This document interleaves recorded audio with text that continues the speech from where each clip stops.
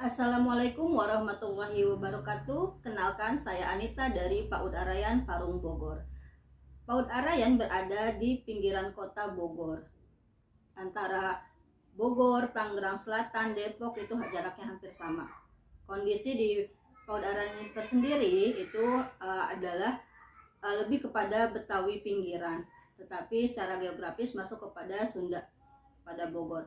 Untuk kebanyakan di sekolah kami ada yang dari Jawa, ada yang dari Sumatera, dan juga mayoritas adalah Betawi seperti itu. Dan persepsi orang tua di sekolah kami awalnya adalah bahwa anak yang cerdas adalah anak yang bisa baca tulis, sehingga banyak sekali tuntutan dari orang tua untuk agar setelah lulus dari PAUD Arayan anak bisa baca dan tulis. Atas kondisi ini dan tuntutan orang tua juga, terkadang guru juga melakukan pembelajaran baca dan tulis secara drilling. Anak yang belajar tanpa dipandang kemampuan dan kesiapan dalam belajar, apakah anak itu sudah siap untuk belajar secara drilling atau tidak gitu. Akhirnya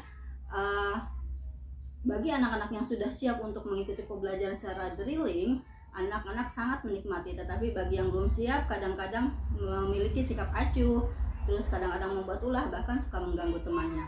Situasi ini terjadi karena tidak terfasilitasinya bermain dan belajar sesuai dengan kebutuhan anak. Ikuti program PSP, kami diperkenalkan dengan filosofi Ki Hajar Dewantara tentang pendidikan yang memerdekakan, yang berpusat kepada murid dan konsep kodrat alam dan kodrat zaman. Dari sini pertama kalinya kita mendengarkan istilah diferensiasi. Di saat PMO, pelatih ahli kami menyatakan, apakah sudah menerapkan pembelajaran diferensiasi? Dengan kompak kami bertanya, pembelajaran diferensiasi itu apa ya? Gitu. Pak pelatih ahli sekilas menjelaskan tentang pembelajaran diferensiasi. Karena PMO waktunya sangat sedikit, maka kami banyak pertanyaan di antara kami tentang apa sih pembelajaran diferensiasi itu gitu. Akhirnya kami memutuskan untuk mempelajari tentang pembelajaran diferensiasi. Dalam penerapan pembelajaran diferensiasi, tentunya kita mengalami berbagai tantangan dan hambatan. Guru harus tetap bersikap positif untuk tetap dapat bersifat positif maupun meskipun banyak tantangan dan hambatan dalam pembelajaran diferensiasi. Akhirnya kami bersepakat untuk terus belajar dan berbagi pengalaman dengan teman sejawat lainnya yang mempunyai masalah yang sama dengan kami dalam gugus komunitas praktis. Kami saling mendukung, memberikan semangat dengan sesama teman sejawat, menerapkan apa yang sudah kami peroleh dan kami terapkan meskipun belum maksimal, dan terus berusaha mengevaluasi dan memperbaiki proses pembelajaran yang sudah diterapkan. Kami mengawali penerapan pembelajaran diferensiasi dalam transformasi pembelajaran paradigma baru kepada guru menerapkan dengan konsep PARE. Tahu ya PARE? Secara filosofi, PARE itu adalah makanan pahit tapi tetap dimakan gitu, karena selain rasanya enak juga memberikan manfaat untuk kesehatan gitu.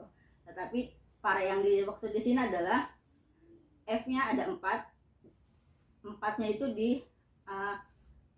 disamakan dengan A gitu ya, R dan E, yaitu persamaan persepsi, perencanaan, pelaksanaan, refleksi, evaluasi, dan rencana tindak lanjut.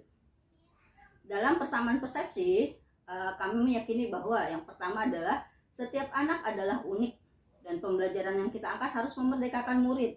Kita tidak bisa menyamaratakan antara satu anak dengan anak yang lain. Yang kedua adalah guru harus memiliki pemahaman yang sama sebagai fasilitator dalam bermain dan belajar anak. Kami membedah buku pedoman kurikulum yang sudah diberikan oleh Kemdikbud. Kami bongkar satu-satu buku itu, yaitu buku bermain dan belajar berbasis buku, buku penguatan proyek profil pelajar Pancasila, literasi STEM, jati diri, nilai agama dan budi pekerti, serta buku rancangan pembelajaran. Di dalam buku itu sangat jelas sekali tentang pembelajaran diferensiasi. Dan juga guru sebagai fasilitator yang memfasilitasi bahan bermain berdasarkan minat dan kebutuhan anak. Yang ketiga, ada proses yang harus dipersiapkan untuk melakukan perubahan menuju kurikulum merdeka dengan mengangkat pembelajaran diferensiasi.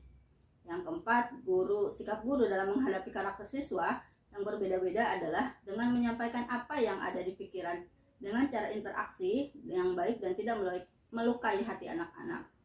Yang kelima, pembelajaran diferensiasi adalah pembelajaran yang mengakomodir kebutuhan belajar murid. Setelah kita menyamakan persepsi, kemudian kita menyusun perencanaan. Perencanaan menuju pembelajaran diferensiasi yang kami ambil yang pertama adalah memetakan kebutuhan murid berdasarkan kesiapan belajar, minat anak, dan profil belajar murid. Ketiga hal tersebut kita lakukan sebagai asesmen diagnostik, bisa kita lakukan melalui wawancara, observasi, atau survei yang menggunakan angket. Perencanaan yang kedua yang kami lakukan adalah merencanakan pembelajaran diferensiasi berdasarkan hasil pemetaan, memberikan berbagai pilihan baik strategi, materi maupun cara belajar yang dengan menyusun modul ajar dengan tujuan pembelajaran yang didefinisikan secara jelas dengan kegiatan yang beragam sesuai dengan kebutuhan dan karakteristik siswa. Lalu kami melanjutkan kepada pelaksanaan. Pelaksanaan pembelajaran diferensiasi mengacu pada proses bagaimana anak memahami dan memaknai informasi atau materi yang dipelajari. Guru sebagai fasilitator menyiapkan bahan bermain dan belajar sesuai kebutuhan yang ada di sekitar sekolah. Pembelajaran diferensiasi menciptakan lingkungan belajar dan mengundang siswa untuk belajar karena memiliki ketertarikan berbagai kegiatan belajar. Guru dapat mengamati kegiatan anak sebagai bahan dasar asesmen dan penilaian yang berkelanjutan, serta guru juga merespon dan menanggapi kebutuhan siswa.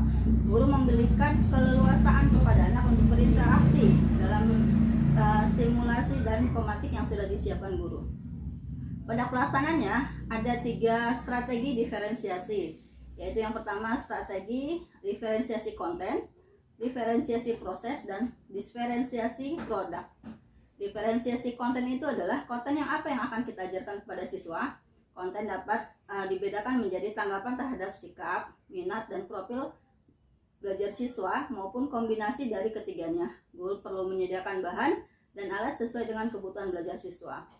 Diferensiasi proses adalah proses mengacu bagaimana munculnya murid akan memahami dan memaknai apa yang dipelajari. Diferensiasi proses ini dapat dilakukan cara menggunakan kegiatan berjenjang, menyediakan pertanyaan pemandu atau pematik, atau tantangan yang diselesaikan di sudut-sudut minat, membuat agenda individual dengan kesesuaian kemampuan, dan mengembangkan kegiatan bervariasi.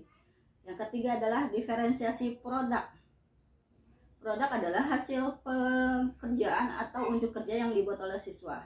Bisa dalam bentuk karangan, pidato, rekaman, diagram, maupun terwujud produk yang meliputi tantangan dan keragaman atau variasi yang memberikan murid pilihan bagaimana mereka mengekspresikan pembelajaran yang diinginkan.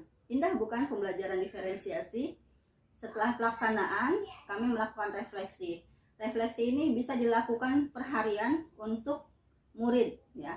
Jadi setelah melakukan kegiatan belajar, kita merefleksikan bersama apa yang sudah dipahami, apa yang sudah menjadi pengetahuan baru bagi murid dan dengan bantuan guru.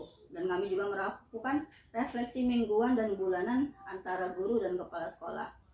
Kalau untuk murid, yang kita tanyakan adalah apa yang sudah dipelajari hari ini, apa yang membuatmu tertarik belajar ini, bagaimana perasaanmu setelah belajar, apa yang kamu pelajari, apa yang ingin kamu pelajari selanjutnya, dan banyak lagi pertanyaan-pertanyaan sesuai kebutuhan.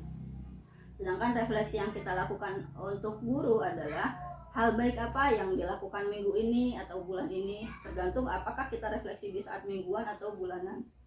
Hal baik apa yang belum dilakukan sesuai rencana, hal apa yang harus perlu ditingkatkan kembali, terus dan lainnya sesuai kebutuhan dengan refleksi kegiatan belajar yang sudah berlangsung. Setelah melakukan refleksi, kami melakukan evaluasi dan mencakup mulai perencanaan, pelaksanaan, dan hasil refleksi.